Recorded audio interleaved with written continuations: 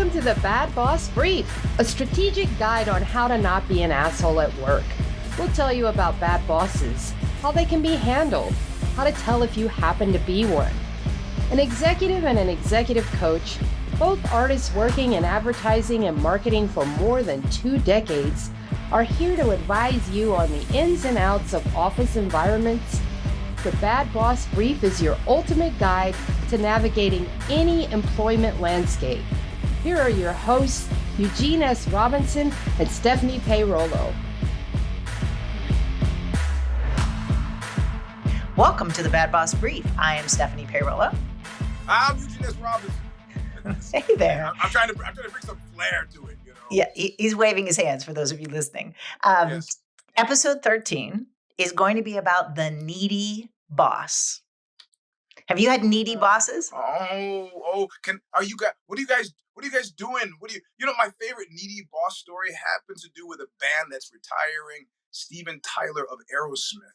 And when he cleaned up, right? When he wasn't clean, when he was having problems with drugs and alcohol, he had lots of stuff to do. But when he cleaned up, not only did he not have anything to do, but he had nobody to do it with. So he just started hanging around the crew guys. And the crew guys told me this. They go, it's kind of tough because he's not drinking or taking drugs. It means we can't drink or take drugs. And he's glomming onto us. We don't know what to do. So that was my perfect rock star needy boss story. They couldn't figure out how to shake. They said it was kind of sad. It was just Steven Tyler hanging around like, what do you guys want to do? Well, but I think regardless of whether he's, clean and sober or not, having the boss at a social event is kind of like having your dad at a party when you're, 16 or 17. Like, it's not a good dynamic, your dad or your mom. Also, let me tell you, it's not even necessarily needy. I remember at one point when I was editor-in-chief of Code magazine, I heard some of the people on my staff talking about what they were going to do this Friday, what they were going to do Friday, and I was staying over in LA. They're talking about going. I go, oh, where are you guys going? And then there was this like weird chill across the room, and I go, oh, I get it. I get it. Nobody wants to hang out with the boss. You know what? Forget it. I don't need you guys. And I made a joke about it and went along. But they wanted to be able to relax, and they didn't feel like they could do that with me there. Exactly. And it took me a second to understand that. Well, and I think too, that is a type of needy boss, a boss that is emotionally needy, that wants to spend time with people, your Steven Tyler example. The kind of needy boss story that I was thinking about that's happened to me a couple of times is what I call the emotional security blanket. So the setup for this is where, in my case, it was me, but this also happened to a good friend of mine. You have a particular set of competencies that is unusual. Right? Mm-hmm. For my friend, she was incredibly technological savvy. And I had some skills doing new business and negotiations. They're kind of oddball skills. A lot of people don't have them. And so I've had more than one boss kind of look at me as the emotional security blanket. Like which makes sense at first. It's like, oh, okay, we have to negotiate something. Let's bring Stephanie. Then it was, we might have to negotiate something. Let's bring Stephanie. Then it was, let's bring Stephanie. And I'd be like, this has nothing to do with my job at all. But this sense of like, but I'm going to do better if you're in the room.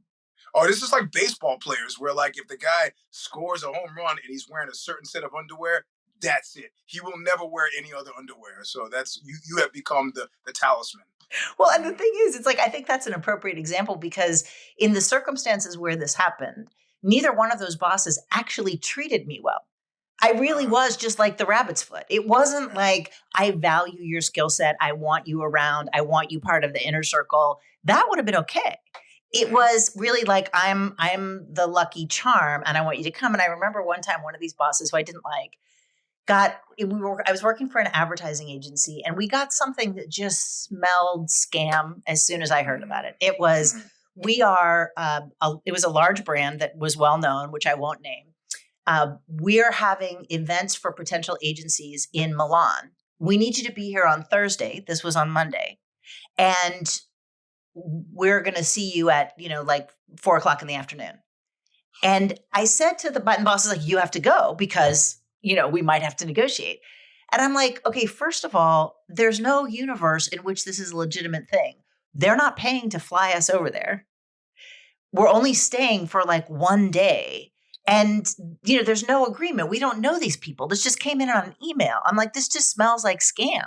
And he got so angry with me that I wouldn't, because I just flat out refused. I'm like, he's like, well, we'll save money by not staying in Milan. We'll fly in, do the meeting, and then turn around and fly back.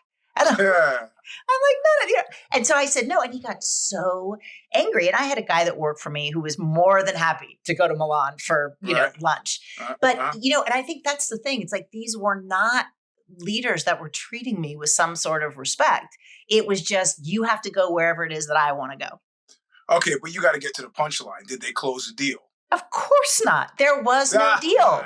They flew to Milan. I think the people blew them off, or it was it was just all very weird and not, it was, and it, on the face of it.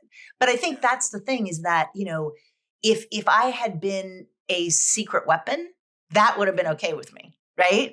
That would have been all right. But this idea of like, you have to be in the room with me, otherwise I feel insecure, even if you have no role in the room, not particularly helpful. Yeah. So then how long did you last at this company?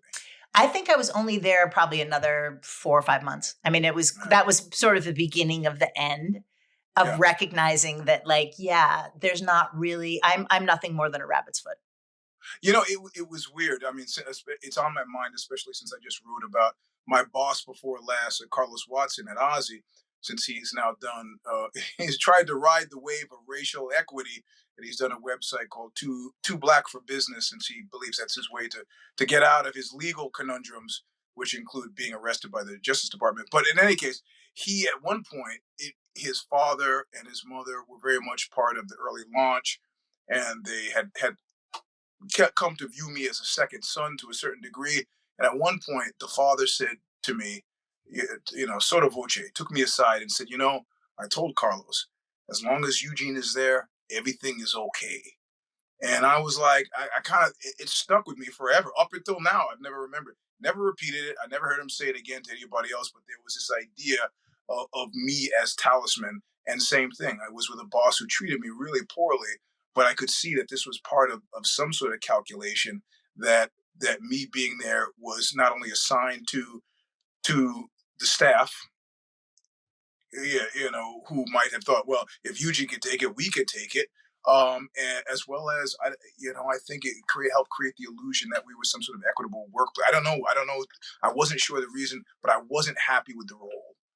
Well, and I think, having been there and been in that newsroom and seen you there, it could have been that you were the adult in the room and you were also the journalist in the room. I'm not talking about other people that you work with. There were other good journalists, but as far as like Carlos and Samir, they Right. have the journalism chops. And you know what? I actually think that's interesting, because I really liked your Substack this week. And I was hoping we'd get to this, because I do. And I do think that Carlos was a particular kind of needy, right? And a particular kind of needing to be in charge, needing to be, have things go a certain way, and never brooking any sort of negotiation. Like, that's what's interesting. Like, you think of needy, right?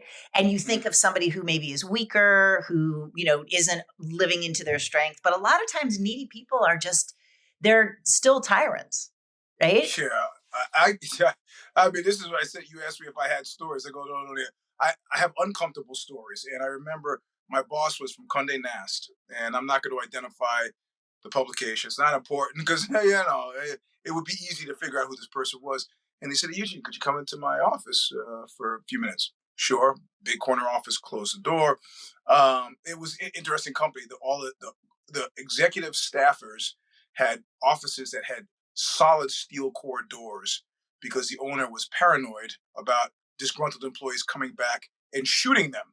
So this was actually, I realized this when I almost caught my finger in the door and go, what kind of door is this? In any case, she calls me into her office and says, I've been out for a few days.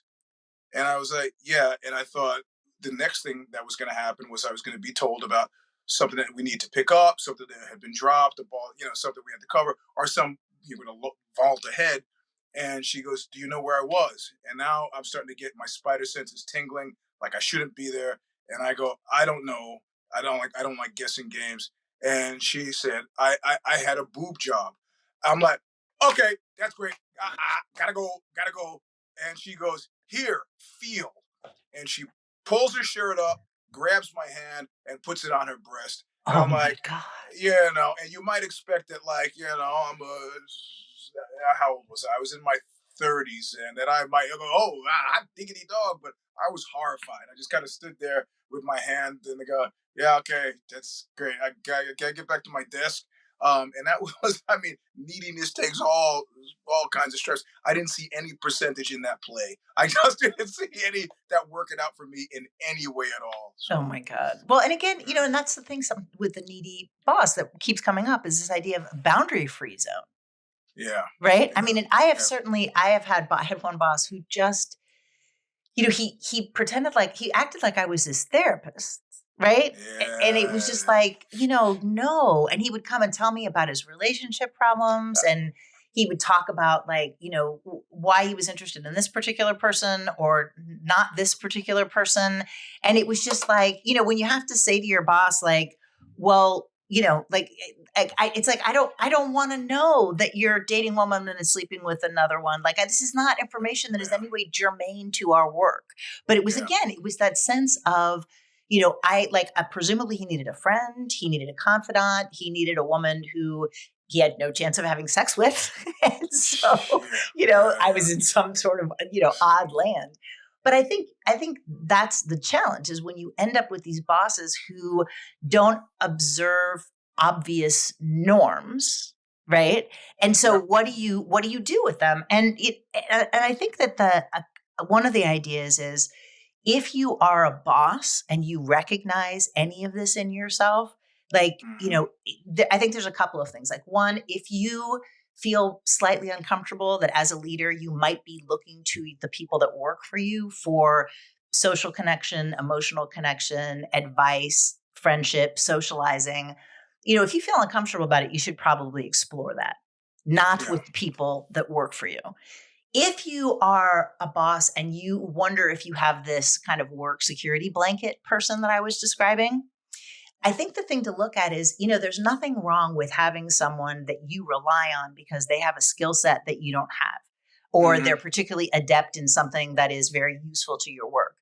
Don't mhm, treat them like a lucky charm. Treat them like a valued employee, right? Make sure that they're paid really well. Make sure that they're involved, not just in come and sit next to me at the meeting, but also help me develop our plan for the next 5 years. Let's get in mhm, front of, like, let me bring you in front of senior leadership or executive leadership or ownership, right? So mhm, treat that person with value as an individual who has skills, and don't just put them into the, kind of like lucky charm category. And then I think So, so yeah, go ahead. no, so that I was gonna.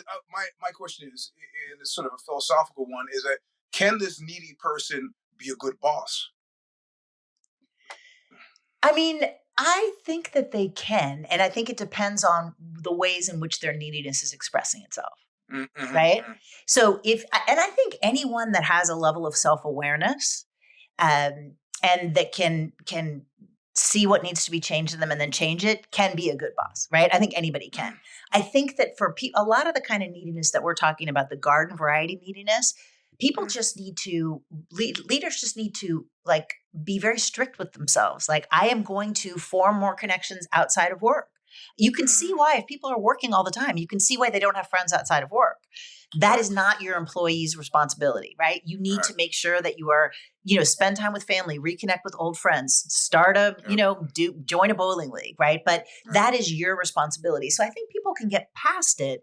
But I think it's like anything else, that generally the people who have the self-awareness to mhm, understand that they have a problem and seek help for it are not the ones we're talking about. Right. right. That I think the ones that are challenging are where it's like, no, we're all like a big family. There are my friends. They love getting together with me and doing something. Yeah. Also, yeah, and I mean, what we're doing here is a yeoman's work here, because I think being aware of it is a big deal. I had a boss who used me as his avenue to virility, right? Like, there's no other circumstance under which this guy, the two of us are fellow travelers in any regard, except for now I work for him, and so his constant and continual attempts to bro down with me were actually better than what everybody else got, which was constant and continual rage. I've spoken about him before, where he was forced into into counseling by the board, and then he would get up and like look out windows and stuff, even though people still knew he was steamed. But with me, he was always unfailingly nice to me. I never saw that side of him, but I realized I was being used in another way. He was talking about the woman he divorced, the woman he got with after the divorce, the changes that she put him through, and fundamentally, my role at that job was like black sidekick. All right, like anytime you want to show a shorthand of a white character in a movie that he's hip, you give him a black friend, and I was I was that friend. And honest to God, I have to say, in this instance, I didn't mind. One, because he was a good boss, which is what prompted my previous question, and then two, um, uh, well, I guess he was a good boss and he didn't scream at me. So I clearly saw I could be treated like those folks over there, which wasn't great, or I could be where I am right now, which is like, she said, what? Whoa, bro. I mean, this, and we were, I mean, I think he was 5 years older than me. So it wasn't like we were, but it was how he perceived me. So um, I, I sort of felt bad when I could see what he was doing to other people, but I was like, yeah, every person for themselves. I mean, I don't know how I rationalized it, but it wasn't a healthy work environment, though it was healthy for me. Well, and I think that comes to the question too of what if you are the person who works for a needy boss, Yeah. right? And I think that you talk about one path. I think there's two paths, right? One path is just go with it. Right. I mean, there can be advantages to it. In your case, you were treated better than the people who weren't in that situation. For me, I certainly used my competence and the boss's sense of wanting me nearby to negotiate for more money, negotiate for better opportunities. It can be okay. I do think that it is useful because part of the problem is if you're the lucky, rabbit's foot, and then they start losing, then you lose all that, kind of captured glory. And so what I would try to do as an employee was to say, this is a team effort. Yes, we Yes. won this new business pitch, but it was the team that won. It was the team that won. And, Mm. to keep reiterate that because one, it's true, right? Your team Mhm. is not going to thank you for taking all the glory on yourself. But it also can maybe insulate you a little bit if things don't go well, because then they look at you, it's like, you're not magic anymore. Let's throw that out. Right. Yeah, And so I yeah. think that's one thing. I think another thing to watch out for is I've had that where I have done really hard work on a new business pitch, one in particular. And there's been, a white guy who swooped in and took all the credit and all the money. Right. And so that's another thing is, if you are in that kind of, magical place, okay, Yeah. great. But make sure to give credit where credit is due. In my case, it was small agency. I really was the one with that one particular individual skill set. But I think it really boils down, if you work for a needy boss, be really careful about boundaries. Right. Mhm. Because the other road, which I think I have done and sometimes is really necessary, is to set a boundary and to say, no, I'm not going to fill in the blank, whatever it is. I'm not going to go and do a personal thing outside of work. I'm not going to pick up your dry cleaning. I'm not going to do whatever it is that you're asking me to do. But again, there's certain risks, and sometimes we can't always do that. Yeah, no, I've never been asked to do to do anything like any menial work for any boss. But at the same time, I was this might amuse you. I had a Zoom meeting at a company, and they started at some point. I guess they thought it would be team building to sing to the tune of "I love rock and roll." I love filling the name of the company. And I took the call. I just finished training jujitsu, so I took the call from the academy where I train jujitsu. And people in the meeting can see my face on the screen. Everybody in the room just sees my face. And I'm nodding my head and I'm singing and smiling. I love filling the name of the company. And then I'm watching this room of faces grow grimmer and grimmer. Not the ones in the Zoom meeting, the ones behind the camera. And I get off the call and they go, that was the most disgusting. Out of all the disgusting things you've done, that is the most disgusting. And I go, what would you suggest I have done? And they said, turn your camera off or get out of the meeting. I go, then I'm not a team player. Well, okay, then sit and then bob your head along. And then what's the difference? I might as well sing if I'm going to bob my head along. Okay, then just sit and watch and do nothing. Then I'm not a team player. Hey, look, if they said, I'm going to give you this much money to sing I Love, fill in the name of the company, would you take it? They're like, no, I wouldn't. I go, you're wrong about that. There's a certain amount of playing along that makes sense. With a needy boss, I think it's a slippery slope. Playing along makes a bit of sense, but you got to know it's not going to stop there. But once it starts, you should also know, like any other film noir piece, at the end, everybody's doomed because this slope is going to lead to weird places, and unless a person gets a correction from somewhere else, you're all in trouble. Well, So and do you think it's gendered? Because I've always had this idea that, I mean, I've seen in the workplace that white men look to women to take care of their emotional needs, and it's automatic. mm, It's just reflexive. Like, I feel bad, make me feel better. I mean, it's no accident that these were all white men that did this. I've never had a woman do this to me. I've never had a black man do this to me. And so I think I've always thought that it's part of that emotional overfunctioning that these guys get used to people making them feel better. And so why shouldn't I be the security blanket? But do you think it's gendered? yeah, I listen. I in one of the major corporations that I worked in the early days of email. I had a boss who gave me an employee award like in the middle of June, and then fired me by the time July had come because I wasn't receptive to her advances. Mm. And of course, this was all saved in email. So when I challenged it and pushed across to the company's attorneys, these emails that I had printed out, they realized the exposure and they just gave me a healthy severance package. I go, what do you want? I go, my job. They go, that's not going to happen. We're not going to, we've got to circle the wagons. How much money do you want? So I give me a year's salary, and they did it, and then fired her. But this started with me just being my normal empathetic self. She's talking about her husband and about, he's having problems with his business. I'm listening because it was curious. He owned bunches of laundromats, which I used to think was a jive business, but he was making tons of money, but he was always away. As an older man now, I can understand that I was in trouble. As soon as she started talking about the husband, I was in Mhm. trouble. But, Right. that he's away a lot, and I'm just listening. But it was, we have these environments where we're supposed to be professional, but all of a sudden, emotionally, things are happening that are outside the purview of professionalism. And this is so I think it's and it happened, I think, because she was my boss, right? I think it's a symptom of power, not necessarily gender or race in this instance. Yeah. That's been my experience. I've had as much trouble with female bosses as I've had with male bosses. So Interesting.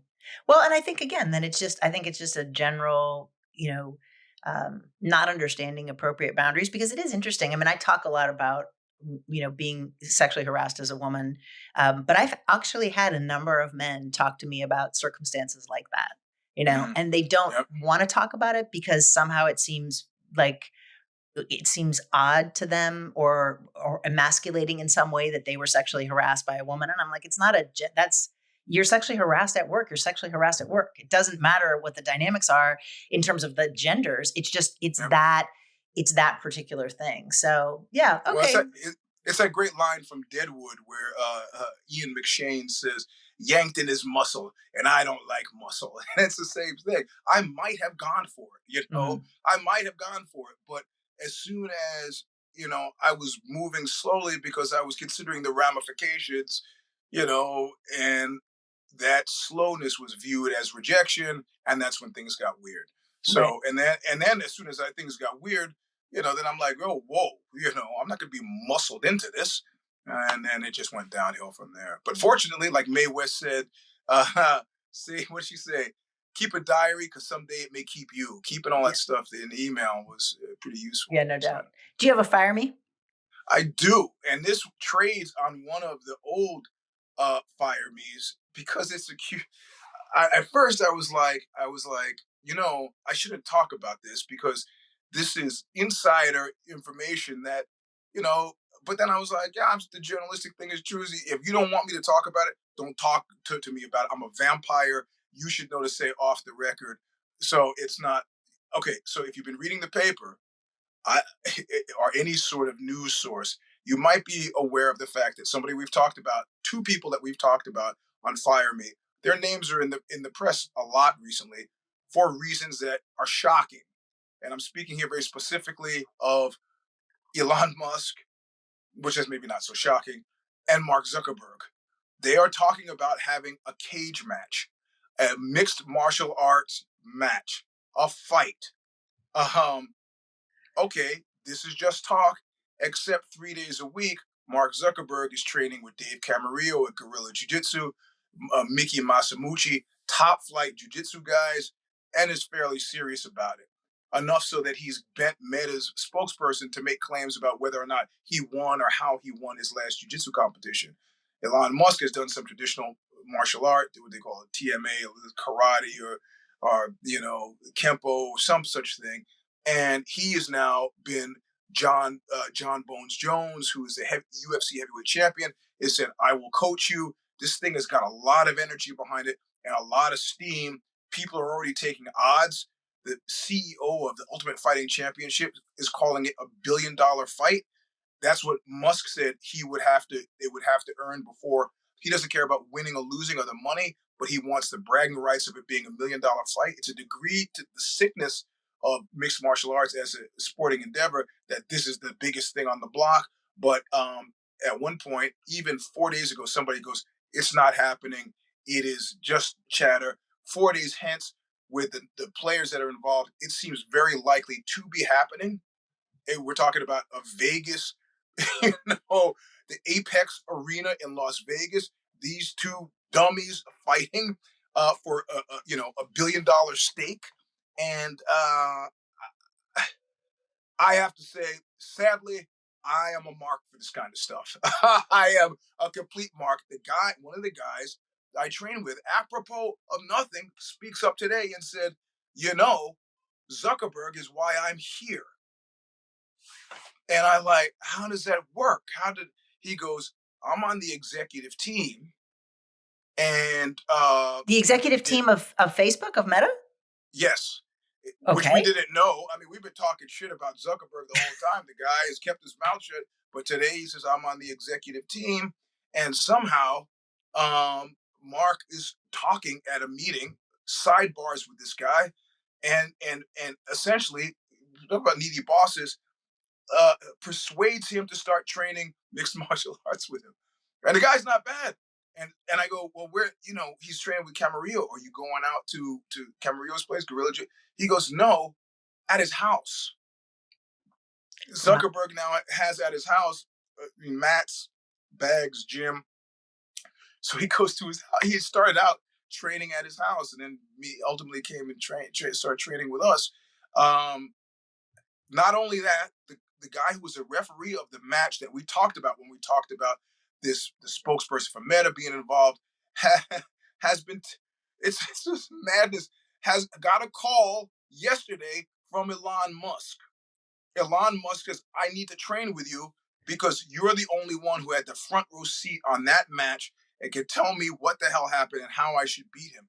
So this kid who's like 26 years old is now getting phone calls from Elon Musk about, now, listen, I'm a fight fanatic. I understand this all, but these are billion-dollar companies laying people off left and right and driving a hard bargain with all their employees in terms of, but you gotta no more work from home, and this is how they're spending their time.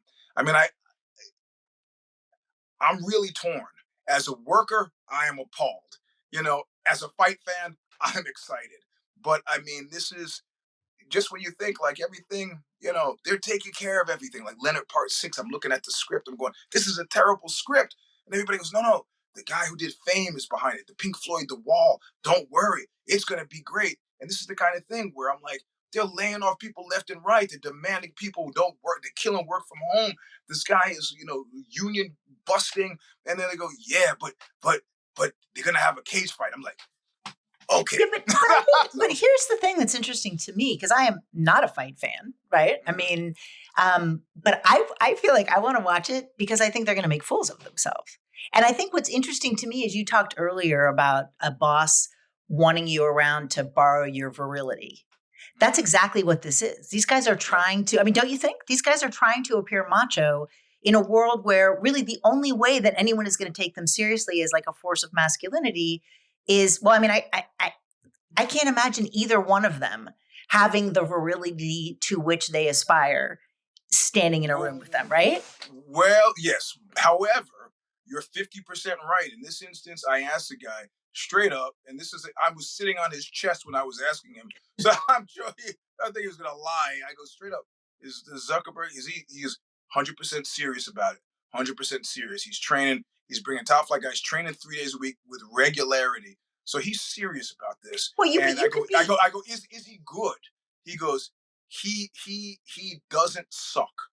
So there's a big difference between doesn't suck and good. But the fact of the matter is, when you say the person doesn't suck, then we're on a time continuum, and eventually he'll get better. So, but I think it's again, it's this idea of like, what are you trying to prove? You know, it's like the joke about these, you know, middle-aged men who buy these fancy sports cars or yachts or whatever. Like, what are they trying to compensate for? And there is this compensatory, whether it's I'm going to put a rocket into space, I am going to, you know, buy Twitter, whatever the kind of braggart it always feels like just overcompensation to me. It goes back to high school. You know, Larry Ellison, I knew this woman who dated Larry Ellison for a bit, and I use that word loosely. She was like a 21. He had hired her as an executive assistant. She was very comely, and I don't know how much she wasn't doing the kind of assisting that would not get you herpes, which she got from him fundamentally.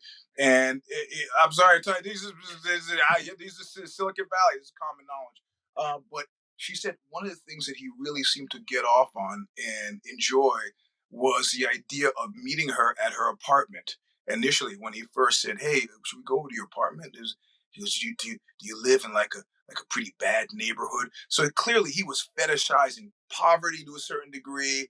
You know, she was 21, he was much older. But these are guys who they didn't, in high school, these were nobodies until they became somebodies. And the torment for them is having lived life even for 5 minutes as a nobody, right? Yeah. So I think it's, you know, I've often said that I don't think people get very far beyond where they were in high school. And I think this is a prime example of that very specific. Oh, my goodness. Right?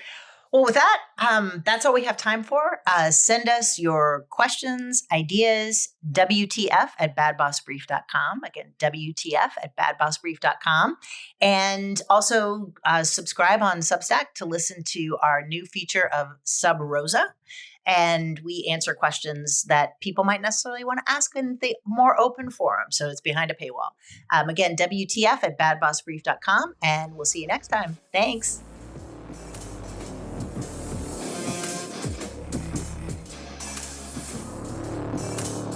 Thank you for listening to the Bad Boss Brief with your hosts, Eugene S. Robinson and Stephanie Peirolo. You can check out more of their work by visiting consigliera.substack.com for Stephanie and eugenesrobinson.substack.com for Eugene. You can also find Eugene at Mr. Sleep 3, that's the number 3, on Instagram. Send us your questions or comments to WTF@badbossbrief.com, and be sure to join us right here on your favorite podcast platform for more insights every other week. Until next time, don't be an asshole at work.